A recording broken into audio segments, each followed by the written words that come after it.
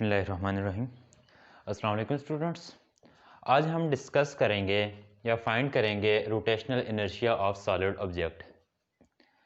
तो यहाँ पर डिफरेंट हम सॉलिड ऑब्जेक्ट लेंगे, ring, circular ring, sphere, rod और इसी तरीके से सिलेंडर। इसका हम रोटेशनल इनर्शिया फाइंड करेंगे। हमारा फर्स्ट इसका टॉपिक जो है तो उसमें हम फाइंड करेंगे rotational inertia of circular ring. हमने दो टॉपिक पढ़े थे, कौन से? एक परपेंडिकुलर एक्सिस थ्योरम और पैरेलल एक्सिस थ्योरम। आज जो हम डिस्कस करेंगे तो ये उन्हीं पैरेलल और परपेंडिकुलर एक्सिस थ्योरम जो हैं उनकी एप्लीकेशंस हैं कि उनको हम कहाँ पर अप्लाई करते हैं। तो अपना आज का टॉपिक स्टार्ट करते हैं। हमारा आज का टॉपिक ये है to find the rotational inertia of circular ring. तो हम यहाँ पर हमने एक रिंग ड्रा की है, तो ये हमारे पास एक सर्कुलर रिंग है। जो हमने रिंग ली है तो इसका हम सेंटर पॉइंट ले लेते हैं, तो ये कहेंगे कि ओ इसका सेंटर पॉइंट है। और जो रिंग है इस रिंग का हम रेडियस रिप्रेजेंट करते हैं, तो इनिशियल यहाँ से सेंटर से यहाँ तक जो डिस्टेंस होगा तो ये रेडियस को रिप्रेजेंट करता है और रेडियस को हम आर से रिप्रेजेंट कर लेते हैं। इसका जो सेंटर पॉइंट होगा तो सेंटर पॉइंट के हम ऐसे ओ से रिप्रेजेंट करते हैं। तो हमने ऐसे किया कि consider a circular ring of radius R as shown in figure, के यहाँ तक हमने बना लिया। अब इसी रिंग के ऊपर जो हमने सर्कुलर रिंग ली हुई है तो इसी रिंग के ऊपर हम यहाँ पर कुछ लेंथ एलिमेंट ले लेते हैं इसका। तो यही यहाँ पर जो है तो ये पोर्शन जो शेड किया हुआ है ताकि हमें बाकी पोर्शन से क्लियर हो, तो इस पोर्शंस के ऊपर हम क्या ले लेते हैं, इस पोर्शंस को कहते हैं कि इसकी length D L length element हम ले लेते हैं। तो हम ऐसे कहेंगे कि consider a circular ring of radius R with respect to centre O and we take a length element D L as shown. तो ये जो डी एल है, जो पोर्शन हमने यहाँ पर शेड किया हुआ है, तो डी एल इसका लेंथ एलिमेंट कहलाता है। अब हम फाइंड करेंगे now the mass per unit length of the ring. तो इसका जो हमने रिंग ली हुई है तो इस रिंग का टोटल मेस जो है तो उसको हम रिप्रेजेंट करते हैं m से। m रिप्रेजेंट करेगा total mess of the ring. Total mess तो m है, लेकिन हमने जो लेंथ एलिमेंट लिया हुआ है इस रिंग का, तो उस एलिमेंट के लेंथ एलिमेंट का जो मेस होगा तो वो हम फाइंड करेंगे। तो उसके लिए हम ऐसे लिखेंगे length, now the mass per unit length of the ring. तो हम ऐसे लिखेंगे mess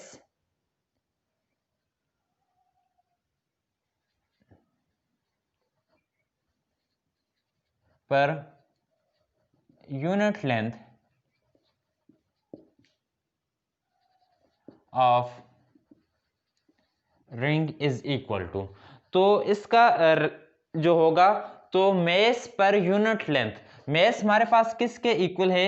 m divided by unit length कितनी होगी, तो इसका सरकमफेरेंस हमारे पास किसके इक्वल आ रहा है? तो ऐसे हम कहते हैं, लेट्स सपोज हमारे पास ये कोई भी एक रॉड है, इसकी लेंथ हमारे पास क्या होगी? l इसकी लेंथ है। लेट्स सपोज मैं इसका यहाँ पर कुछ पोर्शन ले लेता हूँ और इसका जो पोर्शन मैं लेता हूँ वो dl के इक्वल है। dl का अगर मेस मैंने फाइंड करना है, इस इतने से लेंथ एलिमेंट का मेस अगर फाइंड करना है तो वो क्या होगा? मेस पर यूनिट लेंथ के इक्वल होगा। तो मेस कितना है? लेट्स सपोज इसका total m divided by unit length इसकी कितनी है, तो जितनी इसकी लेंथ होगी उसके साथ हम क्या करेंगे? डिवाइड करेंगे। और यहाँ पर ये जो केस है हमारे पास, तो इसमें इसकी टोटल लेंथ जो बन जाएगी तो ये कितनी होगी? 2 पाई और इसका रेडियस r। तो हमारे पास ऐसे आ जाएगा 2 पाई आर। 2 पाई आर ये हमें क्या देगा? Mess per unit length of ring. इसके हम यूनिट लेंथ की अगर बात करें तो इतना इसका मेस होगा। Now the mass of this element D L, ये तो हमारे पास mass per unit length of ring का है, यूनिट लेंथ। अब हम कहेंगे now the mass of length element dl, dl जो हमारे पास लेंथ एलिमेंट है तो उसका हम मेस फाइंड करेंगे। तो उसका मेस फाइंड करने के लिए m2πr, तो साथ dl इसके साथ मल्टीप्लाई करेंगे तो ये length of mess element dl जो हमने लिए हुए है इसका मेस हम ऐसे फाइंड करेंगे। फिर हम ऐसे कहेंगे now the moment of inertia of the element about axis of rotations O is given। तो मोमेंट ऑफ इनर्शिया हम फाइंड करेंगे। तो मोमेंट ऑफ इनर्शिया का फार्मूला क्या होगा, अगर हमने जो रिंग ली हुई है इसके टोटल मोमेंट ऑफ इनर्शिया की बात करेंगे तो इसका total moment of inertia I होगा। लेकिन यहाँ पर हमने लेंथ एलिमेंट DL लिए हुए, तो DL जो लेंथ एलिमेंट है जिसमें चेंज हमने ली हुई है तो उसका मोमेंट ऑफ इनर्शिया हमारे पास DI के इक्वल होगा। तो इसके लिए हम ऐसे कहेंगे the moment of inertia of length element DI is equal to, किसके इक्वल होगा, इसका फार्मूला लिखेंगे मेस इनटू जो डिस्टेंस होगा, डिस्टेंस स्क्वायर, इसका स्क्वायर हो जाएगा। तो ये हमारे पास किसका फार्मूला आ जाएगा, लेंथ एलिमेंट का। अबाउट, और एक और बात कि ये जो हमारे पास इसका हम ले रहे हैं moment of inertia about an axis O, तो O के अलोंग हम इसका क्या ले रहे हैं, मोमेंट ऑफ इनर्शिया ले रहे हैं। तो अब यहाँ पर हमने डिस्टेंस क्या है, तो O से ये कितना दूर है, तो ये हमारे पास R, और दूसरी बात मेस, तो मेस की हमने वैल्यू यहाँ से जो फाइंड की हुई है तो वो वैल्यू यहाँ पर हम पुट कर लेंगे। Now DI is equal to mass हमारे पास अब ये आएगा क्योंकि हम लेंथ एलिमेंट की बात कर रहे हैं, m divided by 2πr into DL, और डिस्टेंस हमारे पास किसके इक्वल है, R स्क्वायर के इक्वल।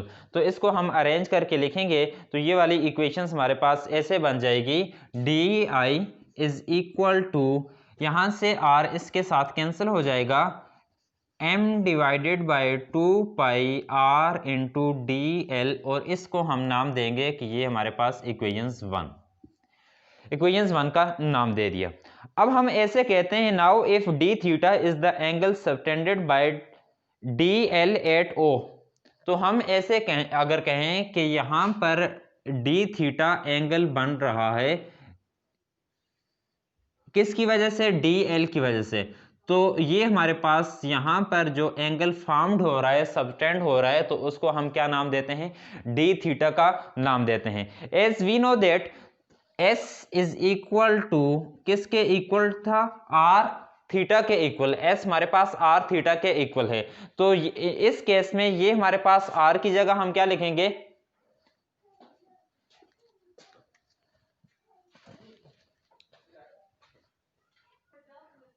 और यहां पर हम ये देखेंगे कि S किसके इक्वल है, S ये हमारे पास लेंथ एलिमेंट DL, R यहां पर स्मॉल r, तो ये हमारे पास कैपिटल R के इक्वल होगा, और एंगल क्या है, d थीटा है। तो ये वाली इक्वेशंस हमारे पास ऐसे बन जाएगी, DL is equal to R, और थीटा की जगह पर d थीटा, हम ऐसे ये वाली इक्वेशंस लिखेंगे और इसको हम इक्वेशंस 2 का नाम देंगे। इसके बाद हम ऐसे कहेंगे कि पुटिंग इक्वेशंस 2 इन इक्वेशंस 1, यहां से जो DL की वैल्यू आई है तो इसको हम इक्वेशंस 1 में पुट करेंगे। तो इक्वेशंस 1 हमारे पास ऐसे बन जाएगी, DI is equal to MR divided by 2π, और DL की वैल्यू पुट करेंगे R इंटू d थीटा। तो अब यहाँ पर DI is equal to MR square divided by 2π into d theta, R इसके साथ मल्टीप्लाई हो जाएगा, और इसको हम इक्वेशंस 3 का नाम देंगे। और यहां पर हम कहेंगे equation 3 represent the moment of inertia of length element DL, जो लेंथ एलिमेंट DL लिया हुआ है तो इसके मोमेंट ऑफ इनर्शिया को रिप्रेजेंट कर रहा है about point O। Now for the whole ring we integrate, अगर ये तो हमने जस्ट इस लेंथ एलिमेंट DL का मोमेंट ऑफ इनर्शिया फाइंड कर लिया है। ये जो होल रिंग है इसके अगर मोमेंट ऑफ इनर्शिया की बात करें तो इसका मोमेंट ऑफ इनर्शिया I होगा। तो यहां पर हमारे पास ऐसे आ रहा है DI, तो इसको आई हमने कैलकुलेट करना है, तो आई कैलकुलेट करने के लिए हम क्या करेंगे, इंटीग्रल डेरिवेटिव इंटीग्रल के साथ कैंसिल हो जाएगा, तो जस्ट हमारे पास आई रहेगा। तो इस तरीके से हम फाइंड करेंगे आई। तो अब यहाँ पर इक्वेशंस 3 जो है, तो इसके लिए हमने ये कहा कि इक्वेशन 3 रिप्रेजेंट कर रही है moment of inertia of length element about point O. Now to find the moment of inertia for whole ring, तो होल रिंग के लिए मोमेंट ऑफ इनर्शिया हम कैलकुलेट करेंगे, तो हम इस इक्वेशंस को क्या करेंगे, इंटीग्रेट करेंगे। Equation 3 implies that D I is equal to M R square divided by 2 pi into D theta. दोनों साइड को हम इस यहाँ पर इंटीग्रेट करेंगे।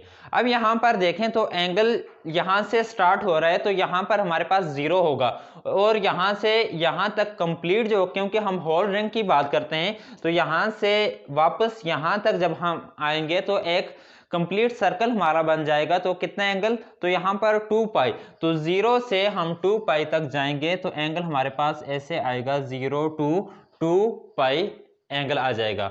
अब ये वाली इक्वेशंस ऐसे होगी, आई इसके साथ कैंसिल, सॉरी डेरिवेटिव इंटीग्रल के साथ कैंसिल हो जाएगा। I is equal to M R square divided by 2 pi into 0 to 2 pi D theta.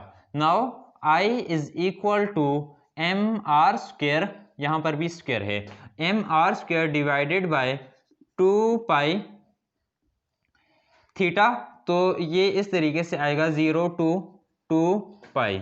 Now I is equal to M R square divided by 2 pi, limit जब put करेंगे तो अपर limit 2 pi minus lower limit, I is equal to M R square divided by 2 pi into 2 pi, 2 pi cancel हो जाएगा, तो I is equal to M R square.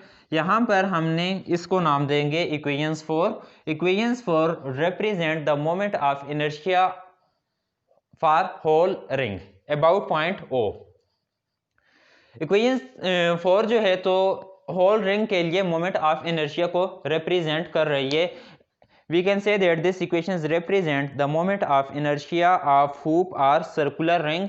या तो अगर हम हुप का केस लें तो हुप के केस में भी यही मोमेंट ऑफ इनर्शिया होगा, और जो हमने सर्कुलर रिंग लिया हुआ है तो इसका मोमेंट ऑफ इनर्शिया क्या है, I is equal to M R square. ये जो हमारा फार्मूला है I is equal to M R square moment of inertia of ring, ये हमें याद होना चाहिए, क्योंकि जब हम आगे न्यूमेरिकल डिस्कस करेंगे तो उसमें हम ये सारे टॉपिक को डिस्कस नहीं करेंगे। जस्ट इसका न्यूमेरिकल फार्मूला जो होगा ये हमें अगर याद हो, और हमें वैल्यू दी होगी कि हमारे पास रिंग है, उसका मेस इतना है और रेडियस इतना है, फाइंड करें मोमेंट ऑफ इनर्शिया। तो इजीली अगर हमको फार्मूला याद है I is equal to M R square, तो इजीली हम इसको क्या कर सकते हैं, सॉल्व कर सकेंगे।